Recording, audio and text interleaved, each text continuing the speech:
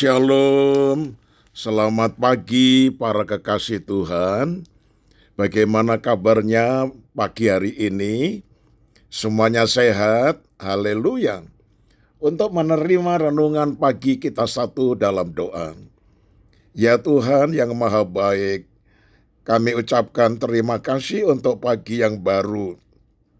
Sebelum kami melaksanakan seluruh pekerjaan aktivitas kami rindu mendengar firman-Mu disampaikan kepada kami dalam nama Tuhan Yesus. Haleluya. Amin. Tema renungan pagi ini yaitu menantikan Tuhan. Habakuk 2 ayat 1 berbunyi demikian. Aku mau berdiri di tempat pengintaianku dan berdiri tegak di menara. Aku mau meninjau dan menantikan apa yang akan difirmankannya kepadaku. Nah saudara, ada saat-saat dalam kehidupan ketika kita sudah berdoa, sudah berusaha, bahkan sudah melakukan yang terbaik, tetapi jawaban Tuhan belum juga datang. Dalam keadaan seperti itu, kita sering bertanya, Tuhan, kapan Engkau menjawab? Tuhan, mengapa belum terjadi? Tuhan, sampai kapan saya harus menunggu? Nah, para kekasih Tuhan, Habakuk juga pernah berada dalam keadaan seperti itu. Ia melihat banyak persoalan dan ketidakadilan. Namun, Habakuk memilih untuk berdiri di menara jaga. Ia berjaga-jaga dan menantikan Tuhan berbicara, menjawab apa yang didoakannya. Nah saudara, hari ini kita belajar menantikan Tuhan bukan berarti pasif, tetapi tetap percaya sambil berjaga-jaga dan melakukan kehendaknya. Ada beberapa yang kita renungkan. Yang pertama, menantikan Tuhan memerlukan kesabaran. Habakuk berkata, aku mau berdiri di tempat pengintaianku. Seorang pengintai tidak meninggalkan posnya hanya karena belum melihat sesuatu. Ia tetap berjaga-jaga, melihat ke kanan kiri, muka belakang. Demikian juga kita. Ketika jawaban Tuhan belum terlihat, jangan cepat menyerah. Ada doa yang Tuhan jawab segera, ada yang membutuhkan waktu. Ada pula yang jawabannya datang dalam bentuk yang berbeda dari apa yang kita bayangkan. Namun waktu Tuhan selalu tepat. Mazmur 27 ayat 14 berkata, nantikanlah Tuhan, kuatkanlah dan teguhkanlah hatimu.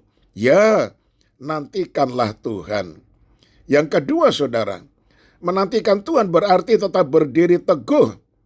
Habakuk berkata, berdiri tegak di menara. Menara berbicara tentang tempat yang tinggi untuk melihat dengan lebih jelas. Ketika masalah datang, jangan hanya melihat keadaan dari sudut pandang manusia, naiklah lebih tinggi melalui doa dan firman Tuhan. Masalah mungkin berkata, tidak ada jalan. Tetapi iman berkata, Tuhan masih sanggup membuat jalan. Keadaan boleh berubah, ekonomi boleh berubah, manusia boleh berubah, namun Tuhan tidak akan pernah berubah. Yang ketiga, menantikan Tuhan berarti mau mendengarkan suaranya. Habakuk berkata, aku mau meninjau dan menantikan apa yang akan difirmankannya kepadaku. Perhatikan, Habakuk bukan hanya menunggu tindakan Tuhan, tetapi menunggu firman Tuhan. Seringkali kita datang kepada Tuhan hanya berbicara, Tuhan, berikan ini, Tuhan, lakukan itu, Tuhan, ubahlah keadaan ini. Tetapi setelah berdoa, apakah kita juga diam dan mendengarkan apa yang Tuhan akan katakan? Doa bukan hanya berbicara kepada Tuhan. Doa juga berarti memberi kesempatan kepada Tuhan untuk berbicara kepada kita. Karena kita tidak menyembah Tuhan yang bisu, tetapi Tuhan yang bisa berbicara. Bisa bilang amin para kasih Tuhan. Haleluya. Ketika kita membaca Alkitab dengan hati yang terbuka, Tuhan dapat memberikan kekuatan, hikmat, teguran, penghiburan, dan arah bagi kehidupan kita.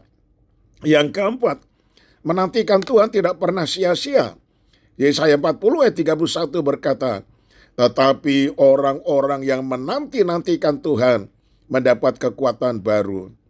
Perhatikan, Tuhan tidak berkata bahwa orang yang menantikannya tidak akan menghadapi masalah. Tetapi Tuhan berjanji memberikan kekuatan baru. Mungkin situasi belum berubah, tetapi hati kita berubah. Mungkin pintu belum terbuka, tetapi iman kita semakin kuat. Mungkin jawaban belum datang, tetapi kita memperoleh damai sejahtera. Itulah salah satu karya Tuhan dalam masa penantian. Penantian bukan waktu yang terbuang. Penantian adalah masa ketika Tuhan sedang mempersiapkan kita untuk menerima apa yang Dia kehendaki. Yang kelima, apa yang harus kita lakukan saat menunggu? Pertama, tetap berdoa, jangan berhenti membawa pergumulan kita kepada Tuhan. Kedua, tetap membaca dan melakukan firman Tuhan. Firman menjadi pelita ketika jalan belum jelas. Ketiga, tetap bekerja dan melakukan bagian kita. Menunggu Tuhan bukan alasan untuk bermalas-malas. Keempat, jangan mengambil jalan pintas yang bertentangan dengan kehendak Tuhan. Jangan karena jawaban belum datang, kita mengambil keputusan yang salah. Kelima, tetap bersyukur. Kita bersyukur bukan hanya karena apa yang sudah Tuhan berikan, tetapi karena kita percaya Tuhan memegang masa depan kita. Sebagai penutup, saudaraku yang kekasih, firman Tuhan mengingatkan, tetaplah berdiri, tetaplah berjaga-jaga, tetaplah berdoa, tetaplah percaya, tetaplah menanti Tuhan. Amin. Mari kita satu di dalam doa. Bapa, ajarlah kami untuk menjadi orang yang sabar dalam menantikan Engkau. Ketika jawaban itu belum kami lihat, jangan biarkan kami menjadi kecewa atau kehilangan iman. Berikanlah kami kekuatan untuk tetap berdiri teguh, berjaga-jaga, berdoa, dan mendengarkan suara-Mu melalui firman-Mu. Tolong kami agar kami tidak mengambil jalan kami sendiri, tetapi percaya kepada waktu dan rencana-Mu. Kami menyerahkan seluruh pergumulan keluarga, pekerjaan, pelayanan, dan masa depan kami ke dalam tangan-Mu. Di dalam nama Tuhan Yesus Kristus, kami sudah panjatkan doa ini. Haleluya. Amin. Nah, shalom para kekasih Tuhan. Selamat pagi, selamat beraktivitas. Tuhan Yesus memberkati. Tetap semangat. Amin. Terima kasih atas segala berkat-Mu, segala pujian syukur ku persembahkan bagi